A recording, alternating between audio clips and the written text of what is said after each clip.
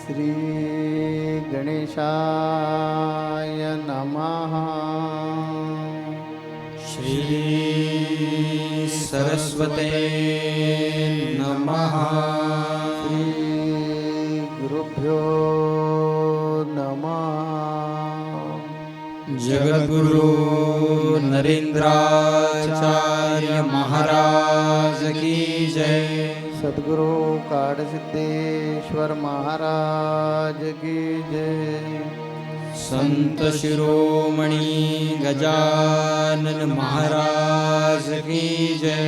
आद्य जगद्गुरु रामानंदाचार्य महाराज की जय। सियावल्लभ रामचंद्र की जय। गुरुर्ब्रह्मा गुरुर्विष्णु गुरुर्देवो महेश्वरा गुरुर्साक्षात् परब्रह्म तस्मै श्री गुरवे नमः। सार्थ श्री ज्ञानेश्वरी अध्याय 6। तव अर्जुन म्हणे देवा तुम्ही सांगा किर आमुचिया कणवा परीन पुरोजी स्वभावा मनाचिया। हे मन कैसे केवढे ऐसे पाहो म्हणो तरी न सापडे। एरवी रहाटावया थोडे त्रैलोक्य यया। म्हणून ऐसे कैसे घडेला जे मरकट समाधी येईल। का रहा म्हणतील या राहिला महावातू। जे बुद्धी ते सरी निश्चयांते टाळे। धैर्येसी हात फळे मिळवणी जाय। जे विवेकांते भुलवे संतोषाशी चाडन लावे। बैसे जे तरी हिंडवे दाही दिशा। जे निरोधले घे उवावे जया समुचयी होय सावावो। ते मन आपुला स्वभावो सांडेल काय। पुंडलेक वरदे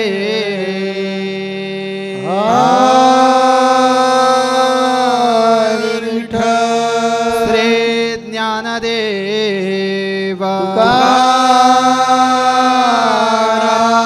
पंढरीनाथ महाराज की जय।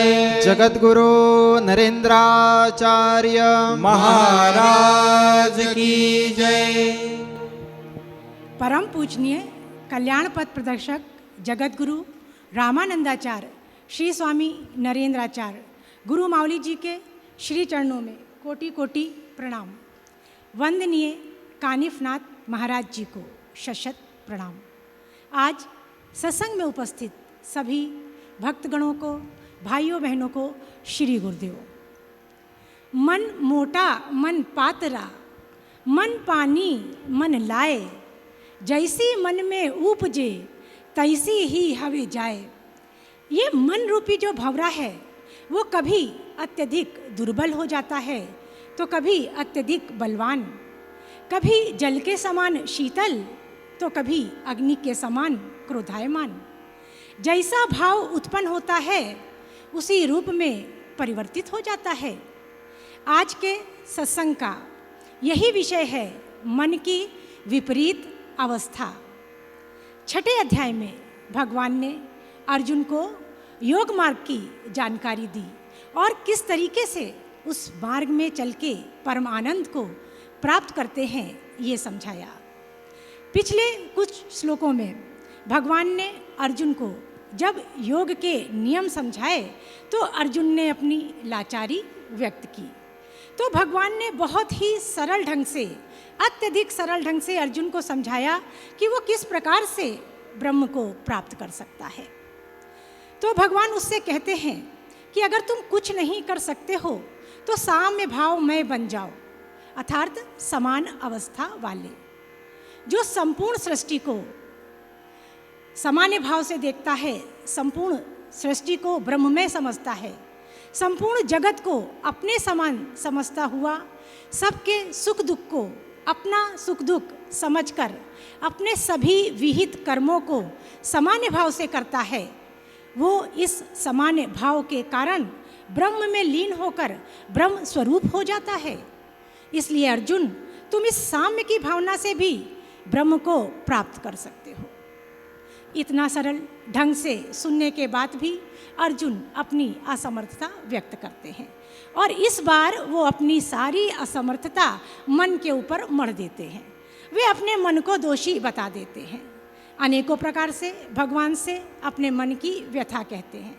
कहते हैं, हे देव, आप मेरा अच्छा चाहते हैं, मेरा भला हो, इसलिए आप मुझे ये सारे उपाय समझा रहे हैं, किंतु हे कृष्ण, आप मेरे मन के विषय में जरा भी नहीं जानते हैं। इस मन के कारण मैं कुछ कर नहीं पा रहा हूँ, मैं इसके अधीन हूँ, इसके वश में हूँ। इसलिए हे कृष्ण, मुझे तो डर लग रहा है कि मैं साम्य अवस्था तक पहुँच पाऊँगा या नहीं, मैं परमानंद को प्राप्त कर पाऊँगा या नहीं। अरे कृष्ण, ये मेरा मन बड़ा विचित्र है। अगर ये इतना विपरीत है, इतना विशाल है कि यदि आप इसकी व्यापकता को जानना चाहें तो आप इसकी था ही नहीं लगा पाएंगे। अरे कृष्ण, इसके विचरण करने की सीमा तो तीनों लोक भी छोटे पड़ जाएं, उससे भी आगे निकल जाता है। फिर आप जो सम्यक दृष्टि की बात कर रहे हैं, ये दृष्टि गोचर ही नहीं होता है, अर्थात दिखाई ही नहीं देता है। तो आप ही बताइए, साम्य अवस्था के लिए मैं इसे कैसे रोकूं? ज्ञानेश्वर माउली जी कहते हैं कि जिस प्रकार चंचलता के कारण बंदर को कभी समाधि प्राप्त नहीं हो सकती, क्योंकि वो एक क्षण भी स्थिर नहीं होता है, वही अर्जुन का कहना है कि हे कृष्ण, ये मेरा मन बंदर के समान चंचल हो रहा है, जो कि साम्य अवस्था को धारण ही नहीं कर पा रहा है। कृष्ण, ये मेरा मन तूफानी हवाओं से भी ज़्यादा तेज है। जिस प्रकार से तूफानी हवाओं को न रोका जा सकता है, न शांत किया जा सकता है, अगर ऐसा करने का प्रयत्न किया गया तो प्रलय मच जाती है, उसी प्रकार से ये भाग रहा है। आप ही बताइए, आपके निर्देशों का पालन मैं कैसे करूं? आगे वो कृष्ण को अपने मन की व्यथा बहुत ही बुरी तरीके से समझाते हैं। कहते हैं, अरे कृष्ण, ये जो मेरा मन है ना, बड़ी विपरीत विशेषताओं वाला है, ये बड़ा धोखेबाज है। जब मैं विवेकपूर्ण स्थिति में होता हूँ ना, तो ये मुझे अनेकों प्रकार से भ्रमित कर देता है और भ्रम के जाल में उलझाकर मेरे विवेक को हर ले जाता है। अरे कृष्ण, ये मेरे विवेक को, मेरी बुद्धि को तो धोखा देता ही देता है, मेरे धैर्य को हिला देता है। जब भी मैं धैर्य धारण करता हूँ, ये अस्थिरता उत्पन्न कर देता है और इतनी अस्थिरता उत्पन्न करता है कि मेरा विवेक मेरे हाथ से चला जाता है। अर्जुन जो कह रहे हैं, ऐसा होता है मन की विपरीत दशा के कारण। जब हम मन के वश में हो जाते हैं, उसकी बात मान लेते हैं, तब ये अनेकों प्रकार से हमें छलता है, धोखा देता है, गर्त में डाल देता है, पतन का रास्ता दिखा देता है। इतिहास भी इसके धोखे से कभी बचा नहीं है। आप सिर उठाकर आज कल यहाँ वहाँ कहीं भी देखिए, इस मन के धोखे के कारण दुख और विनाश ही पाएंगे। बड़े बड़े ऋषि मुनि भी इस मन के आगे लाचार हो गए, इसके स्वभाव को समझ ही नहीं पाए, इसके धोखे में आ गए, इसके द्वारा छले गए, विनाश को प्राप्त हुए, पतन को प्राप्त हुए। जब ये मन अस्थिर होता है तब महाप्रलय कर देता है। इस मन की अस्थिरता के कारण महर्षि विश्वामित्र, उनकी तपस्या भंग हो गई। जिस समय ये चंचलता में उतारू होता है तो ये महायुद्ध करवाने को तैयार हो जाता है। महारानी द्रौपदी को दुर्योधन पर इस मन की चंचलता के कारण हंसी आ गई और वो छोटी सी हंसी महाभारत के युद्ध का कारण बन गई। ये मन जब दुर्बल होता है तो अच्छा बुरा ऊंच नीच समझने को तैयार नहीं। महाराज धृतराष्ट्र ने इस मन की दुर्बलता के कारण सत्य को कभी स्वीकार नहीं किया, झूठ का साथ दिया, विनाश का साथ दिया और वही बात कौरवों के विनाश का कारण बनी। जब यह मन अत्यधिक चंचल हो उठा तो कर्ण का जन्म ऐसी परिस्थितियों में हुआ कि उन्हें जीवन भर माँ बाप से वंचित रहना पड़ा, समाज का अपमान सहना पड़ा। ज्ञानेश्वर मावली जी कहते हैं ये जो मन है ना, ये हमारे संतोष को कलंकित कर देता है। जिस समय भी आप संतोष धारण करके बैठेंगे, ऐसी लालच उत्पन्न कर देगा, इतनी लालचें दिखाएगा कि आपका संतोष ही चला जाएगा। एक सोने के हिरण की निरर्थक चाह जब माता सीता के मन में उठी तो उन्हें राम का वियोग सहना पड़ा। अर्जुन कहते हैं कि हे कृष्ण, ये जो मन है ना, ये शांति का दुश्मन है। जब कभी मैं जरा देर के लिए भी शांति से बैठता हूँ, ये कहाँ कहाँ भाग जाता है। जब भी मैं शांति का विचार करता हूँ, ये कल्पनाओं के पंख लगाकर दशों दिशाओं की यात्रा में निकल जाता है। अपनी इन दूरगामी काल्पनिक यात्राओं के कारण ही शकुंतला को दुर्वासा ऋषि ने शाप दे दिया और इस कारण उनको अपने पति राजा दुष्यंत से बिछड़ना पड़ा। ये मन तो विपरीत दशा में बहुत भागता है। हरि के नाम का स्मरण करके, भक्ति करके हम अपने मन को वश में तो कर ही सकते हैं। आगे आज के युग में भी इस मन की विपरीत दशाओं के कारण इसकी चंचलता, अस्थिरता, असंयमता का भयंकर रूप हमें देखने को मिल रहा है, विराट रूप हमें देखने को मिल रहा है, जिस कारण लोग आज अपने आप दुखों के जाल बुनते हैं और उसमें फंस जाते हैं और दुख को प्राप्त करते हैं। इस मन की विपरीत दशा के कारण बड़े बड़े अपराध हो रहे हैं। आज हम यहाँ पर छोटी सी ही बातों की चर्चा करेंगे।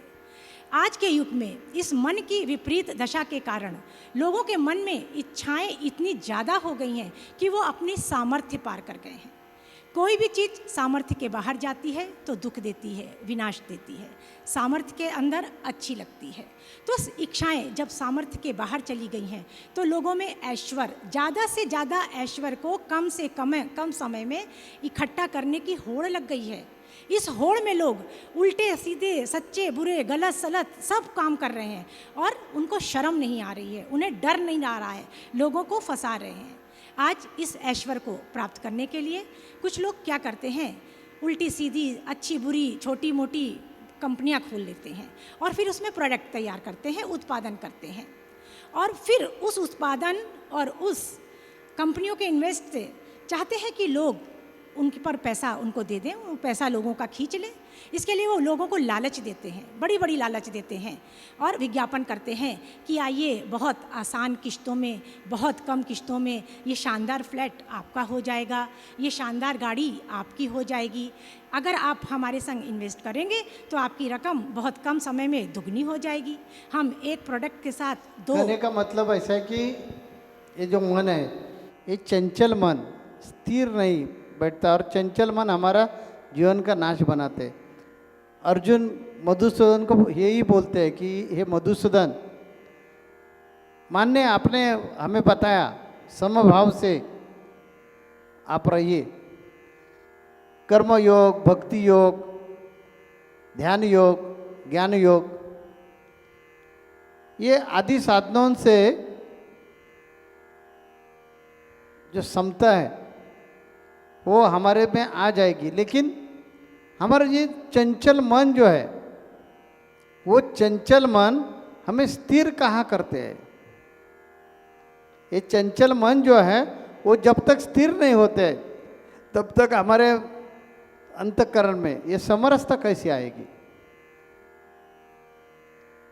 ये जो अध्यात्म शास्त्र है ना, ये मन के ऊपर है। ये जैसे विज्ञान शरीर के ऊपर है, शरीर का अभ्यास विज्ञान में किया है और अध्यात्म शास्त्र में मन का अभ्यास किया है। तो ये जो मन है, ये मन को हमारे साधु संतों ने बताया कि दो अवस्था है मन की। एक को बोलते हैं अंतर्मन और दूसरे को बोलते हैं बहिर्मन। बोलते बोलते कोई लोग बोलते हैं कि हमें दो प्रकार के मन है, एक अंतर्मन और बहिर्मन।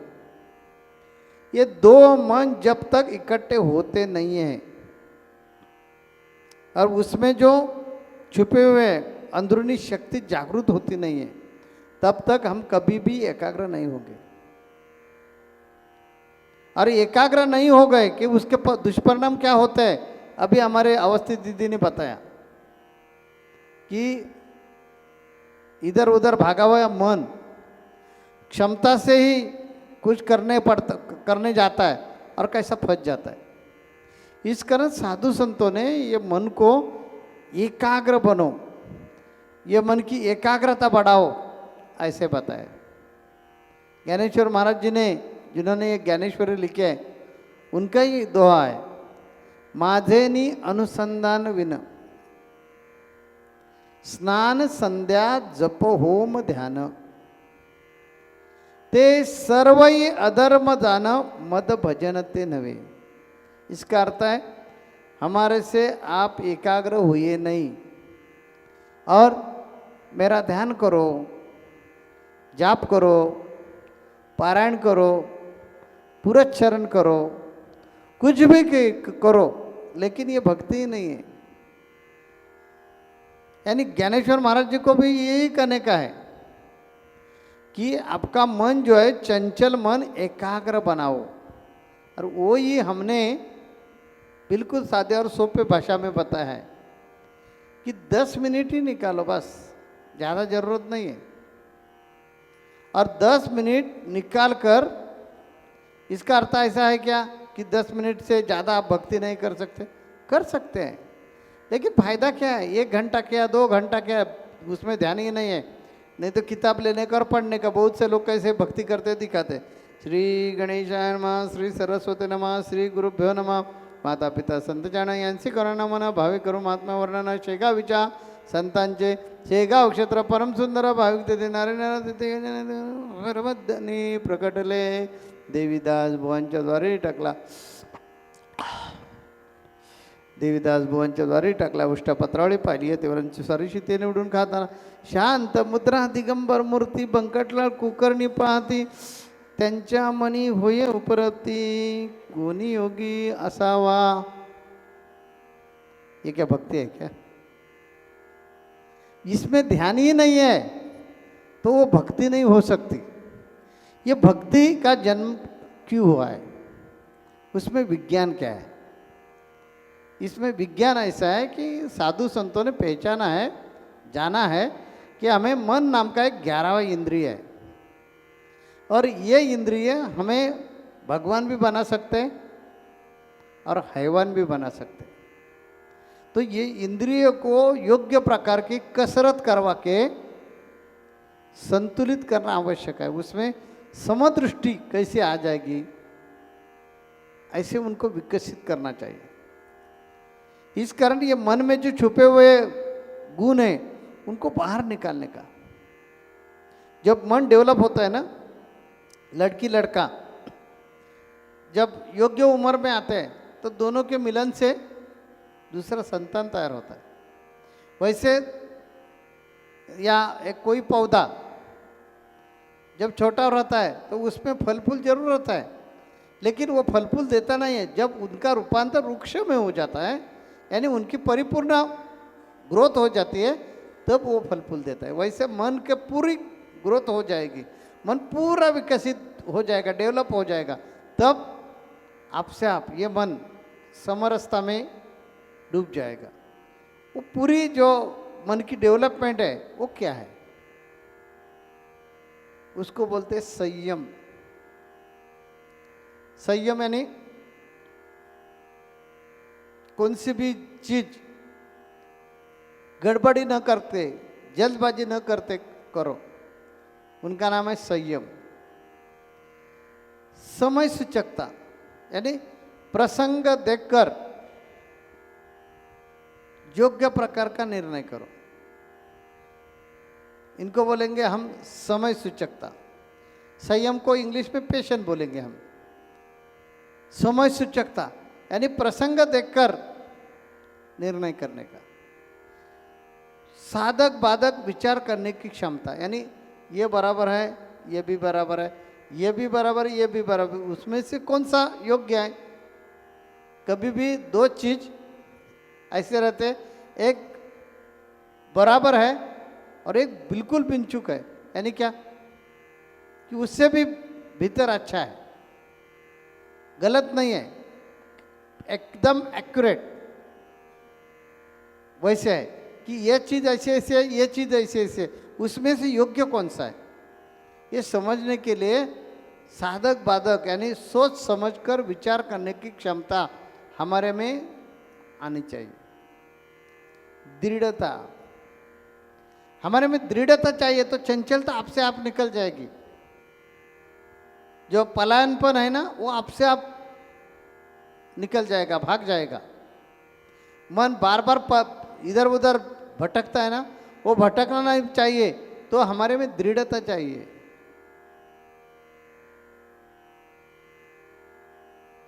हमारे में नेतृत्व करने की क्षमता, ये मन जो है ना, ये मन को खुद का नेतृत्व करने को आना चाहिए।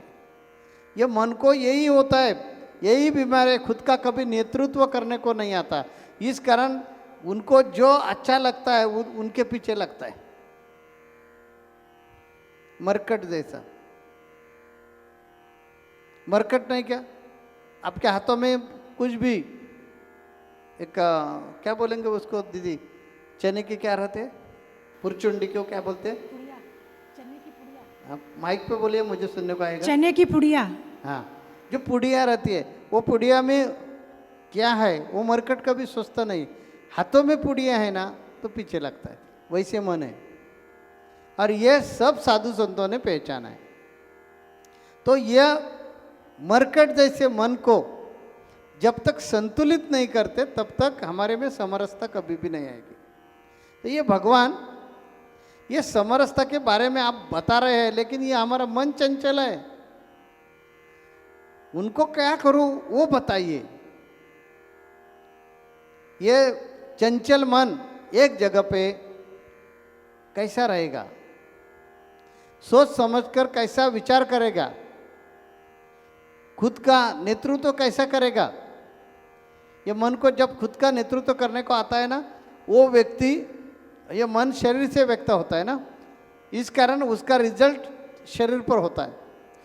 उसका दुष्परिणाम या सुपरिणाम शरीर को भोगना पड़ता है। देखिए हमारे मुख में ये क्या जीभ है, वो कभी उन्होंने टेढ़ापन किया कि मार पड़ता है, जीभ को नहीं मार पड़ता है, भले इधर पड़ता है ना। वैसे ये मन ने गलती की कि उसका दुष्परिणाम शरीर को भुगतना पड़ता है। तो ये चंचल मन इकट्ठा कैसा रहेगा, आपके चरणों पे स्थिर कैसा रहेगा, इसके बारे में ये भगवान हमें आप बताइए। ऐसा प्रश्न अर्जुन ने भगवान कृष्ण को किया है, क्योंकि ये एक जगह पे रहने वाला नहीं है मन, क्योंकि उनको उनकी अवस्था ही चंचल है। जैसे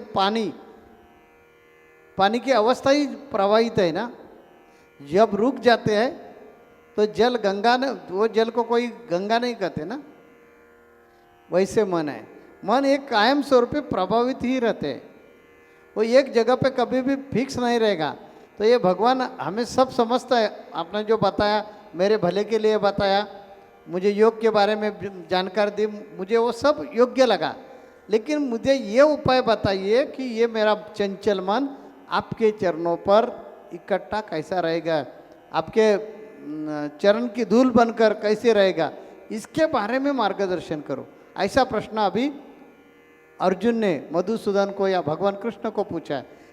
यह प्रश्न पर भगवान कृष्ण उनको कुछ जवाब देने वाले हैं। वो जवाब हम अगले सत्संग में जरूर सुनेंगे। जगत गुरु नरेंद्राचार्य महाराज की जय। सद्गुरु काल सिद्धेश्वर महाराज की जय। संत शिरोमणि गजानन महाराज की जय। आद्य जगत गुरु रामानंदाचार्य महाराज की जय। सिया वल्लभ रामचंद्र की जय।